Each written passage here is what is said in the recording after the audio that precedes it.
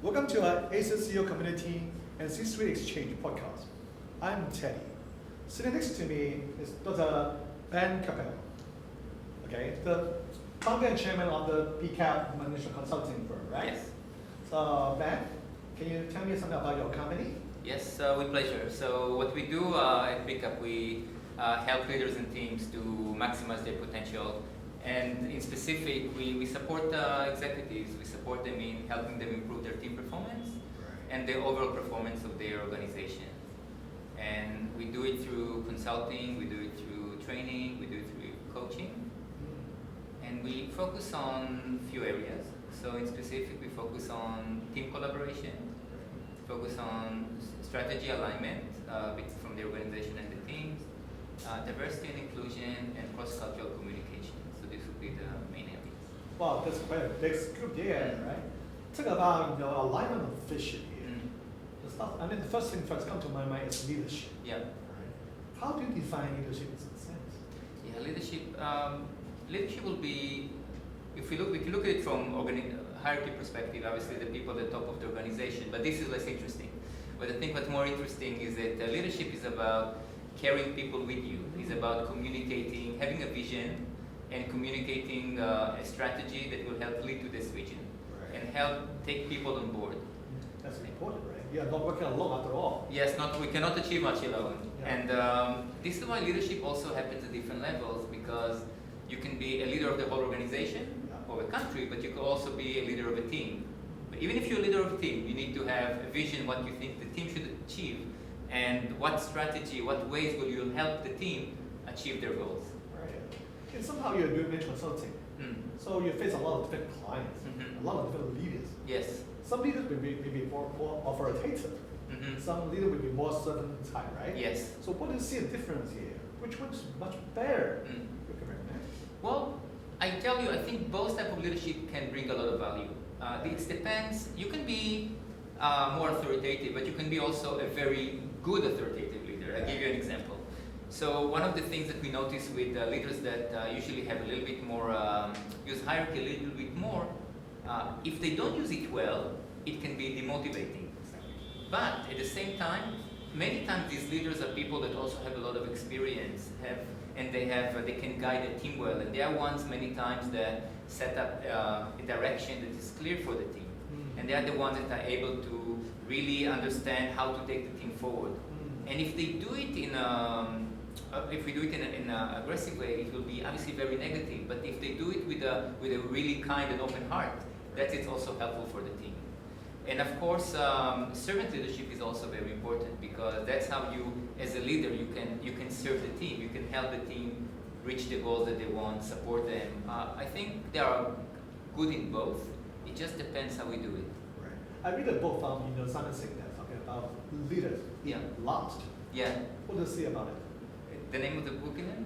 Leaders eat last. I mean, the leader comes last, right? Yes. Put in front line, the refer, Yes, give yes, them all yes, resources and support. Yeah. They need it, Yeah. do the business, and then you just at the back with support. Yes, I think this is great. I think when leaders, so if you have a vision, and first thing you need to do is you need to help the team align around the vision. So understanding where we're going. And in that part, you want to be a little bit at the front, because you need to provide more clarity. You want to consult with the team, because they will have fantastic ideas. Sure.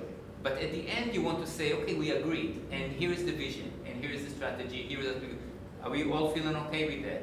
And now you can move to the back, and you can say, how can I support you as a leader to make sure we are reaching those goals? Exactly. Yeah. So as a leader, you have your vision. Yeah.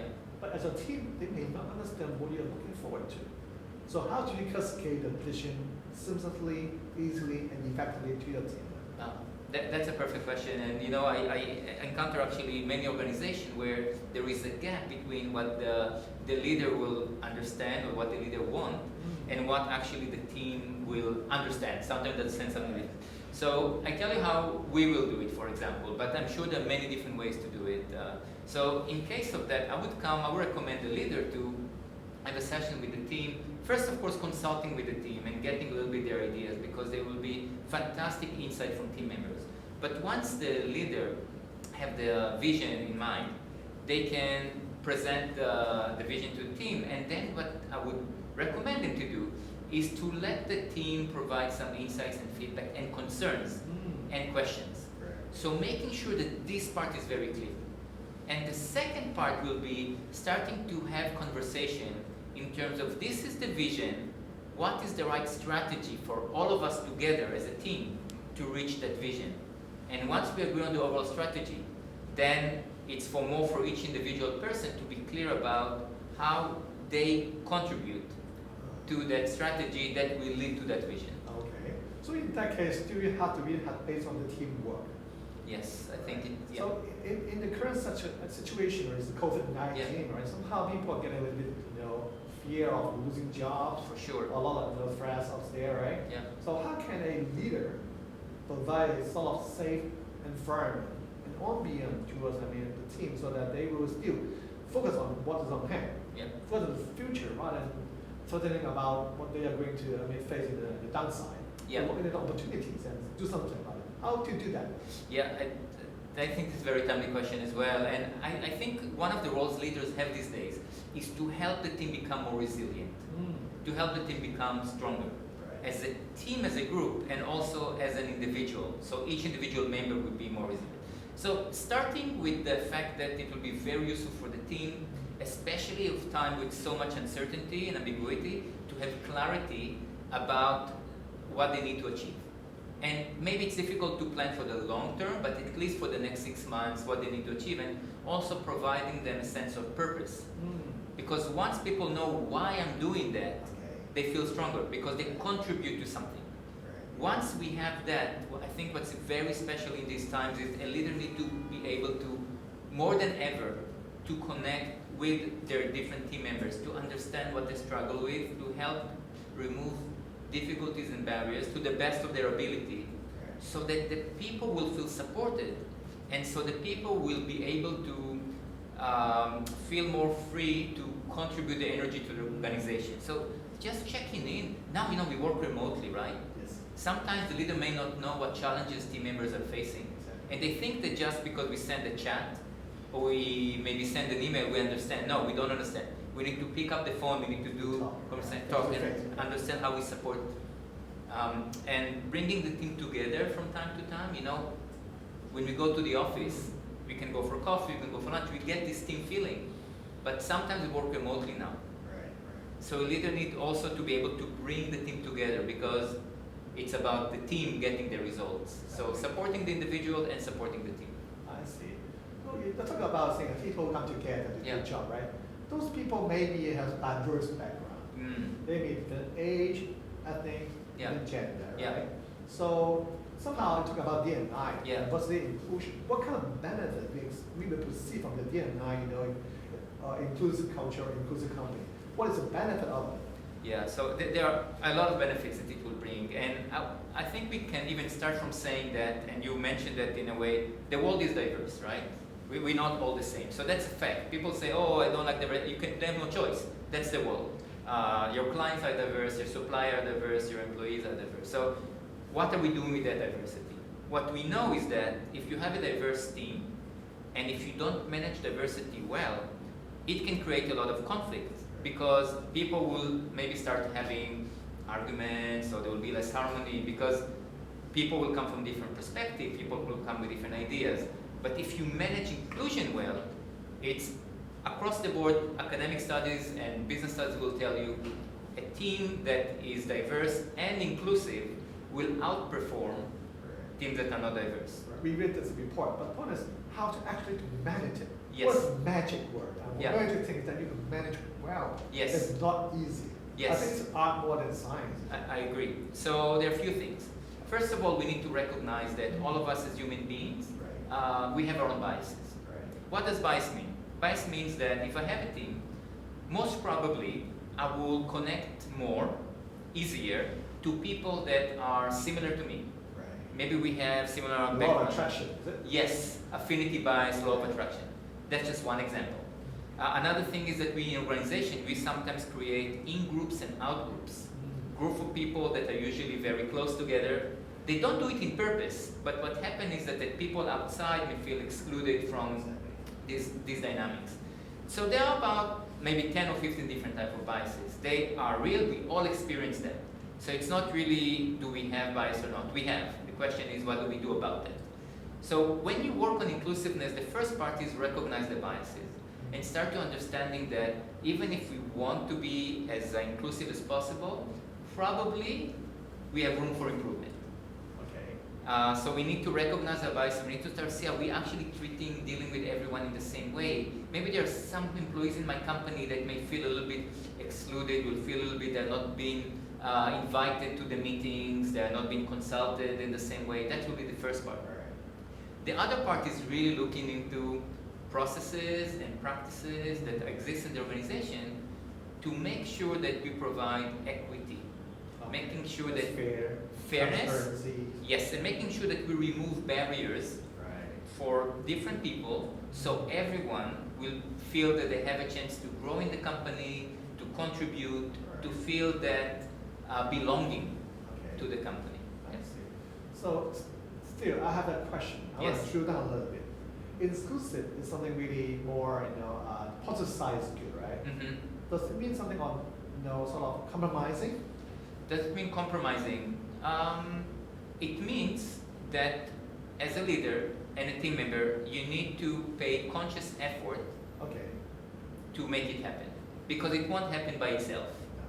Once it happens, inclusive, I haven't encountered any negative consequence for inclusiveness at all. Really? But personally, and through the companies I work. But what I will tell you, that's require effort. Right. So it's not that you wake up in the morning and you say, I want to be inclusive. It's about every day reminding yourself that you need to do your best as a leader, so people will feel that they belong to the team, so everyone will feel that they are included. Oh, I see. So being an entrepreneur, why did you set up the BeCap Management Consultancy? Yeah. What is the vision? What's driving you? What kind of passion do you have? What do you want to achieve? Yeah, so I tell you what drives me most is the pleasure, satisfaction, fulfillment when I see that I will be working with a team or a leader, and this leader and team will have maybe some challenges, maybe they will have some difficulties, and through the work that we provide, I see how they grow as a leader, or see how the team improves, and I can see that they become maybe more effective, they communicate better, they collaborate better, and this gives me a lot of satisfaction. I think this is, in a way, our contribution. So remember we talked earlier about the importance of purpose. I feel that that's in a way my purpose, to help leaders and team improve. And so that's what drives me. And that's what we do. We help leaders in team maximize their potential. And the vision, of course, the vision for us is to be the most recognized management consulting company based on our quality of service and the contribution that we bring. Okay. Back to the word purpose. Right? Yeah. For most companies, their purpose is for profit making, of course, right? But nowadays we're talking about the CSR or the CSV. We're talking about the 4P, right? Yes. Both people, planet, and what is it? People, planet. What is it? People, planet. Blackout as well. Okay, anyway, the 4P, right? Yeah. The most important part is purpose. Yes.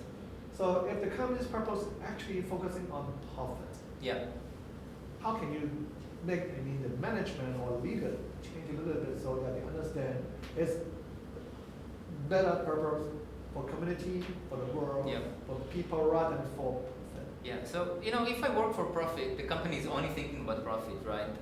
That means also that the people that come to my company, that's what they look into, at the company making profit. And it's you will get people working for you, of course, but how connected will they be to the vision, to what you're contributing? And I was just thinking about, for example, COVID time. One of the companies that grew a lot, for example, was Zoom or Netflix, right? Yeah, both of them. So you can say that Zoom, our purpose is to make profit, great. But you can also say that our purpose is to connect people. That our purpose is to help people that are now due COVID, they cannot meet, see each other through the cameras, help team work better, help family unite. So okay, now it's something. It still doesn't mean I'm not looking for profit, but as an employee, I have more motivation to work for that company because I do something meaningful, more than just collecting money. I see. So as an employee, what kind of advice you give them to get themselves, gear up despite the COVID time? we have to be locked up in the room, right? Yes. What can we do something for ourselves and then get prepared for the future? Any advice from you? Yes, I think first of all, we all need to understand that this COVID time is temporary.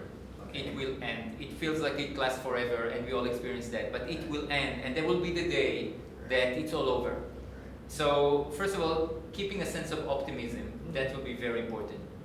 The other thing, we need to keep our energies high. We need to stay resilient. We need to manage our stress even. Some of us will feel stressed.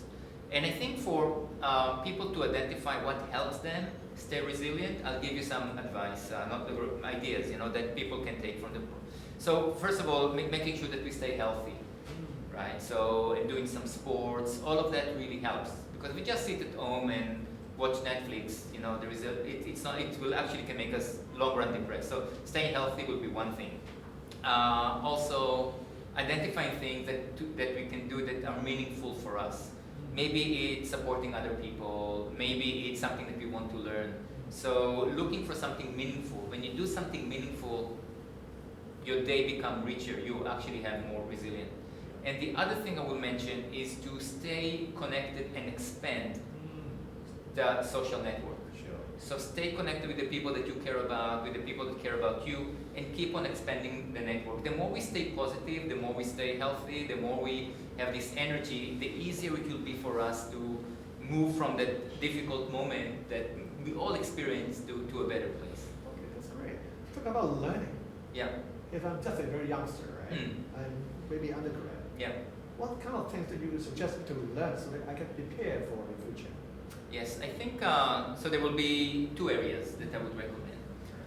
One, which is the easier one or the simpler one to identify, which is what exactly do I want to specialize in? And I think that in this area now it's a fantastic time because we do have time, and there is so much free content online that is amazing compared to if you go back 5 years, 10 years, we didn't have all this knowledge. So I think learning and upgrading ourselves, this is something we should do, everyone should do, and maybe even doing some free project for your own that can show that you are gaining those skills. This will be one area. The other area is probably identify what is that we can do in terms of personal self-development. Can I work, for example, on the way I present myself? Can I work, for example, on the way that I stay confident, in the way that I stay positive? What is that that I can do in order to develop myself in the skills and knowledge and develop myself as a person? So again, both things will help to position us much better for the days that there will be all this demand that we hope to see very soon for so many people to the workplace. I see. So one last question I want to ask you. Since we have a lot of audience going to be an entrepreneur or working as an entrepreneur, and there are a lot of youngsters wanting to be entrepreneur. So what kind of entrepreneurship attribute that would aid them, make them more successful, easier? Or what kind of elements we should equip ourselves so that can be a better entrepreneur? Yes. So I think one will be positive outlook. So optimism. I think that if you don't have that, it's very difficult to start because you won't do it. You will say, I don't want to invest. So I think this will be one area. Can I mention more than one? Surely. I mean, okay. The plenty you have. Okay. So thank you. So this will be one, but of course I will also mention that finding what they love doing, what they want to do, their passion, because it's so much easier to invest your energy and time and resources when you like what you do, when that's something important for you. And then I will add to that expanding the network, making connection, knowing how to. The entrepreneur is a lot about sales. You cannot ignore that. Yeah, exactly. So even if you have the greatest idea that you really love, if you're unable to tell about that to someone else, it will be very difficult for people to. Communication is very important. All this communication, yes, and yes. influencing power, Perfect. or aspirational. Yes, right? yes. That's great. Yes. So can you recommend some books to our audience? Yeah, I can. I tell you a book that I think was I really liked. It's not a new one. It's called The Management by Values. It was written. Have you? I haven't heard that. Okay. It was written by Professor Simon Dolan. He's a guru in the area of culture, and He was also my PhD mentor. So Okay. Oh, that's now I think what's important about this book that it talks about values. Yes, and values is something that drives us a lot. We don't usually talk about that probably enough in school, but we have the knowledge, we have the skills that we know, but we also have our values, Right. which is what's important for me, Exactly. what drives I me. totally believe it. Yes, After all, to me, yeah, laws, regulation is just superficial, right? yes, The guiding principle should be value. yes, Following law blindly is Yeah. meaningless, right? Yes. But following value Yeah. can drive you to the end. exactly. And when you are clear about your values, it's easier for you to find, if you're looking for a job, it's easier for you to know which organization will be the best for you. It's alignment of value. Exactly. When you are meeting person that maybe will be your entrepreneur and you want them to be your business partner, maybe. So the more you understand the alignment of value between you and them, will be useful because that's what brings us together. So the book is actually from 2006, and now there is the latest one came out, which is Leading by Values. But I think just learning about the topic of values will be something very useful. I should buy it. So thank you, Ben. Thank you so much, for Henry. coming. Thank you.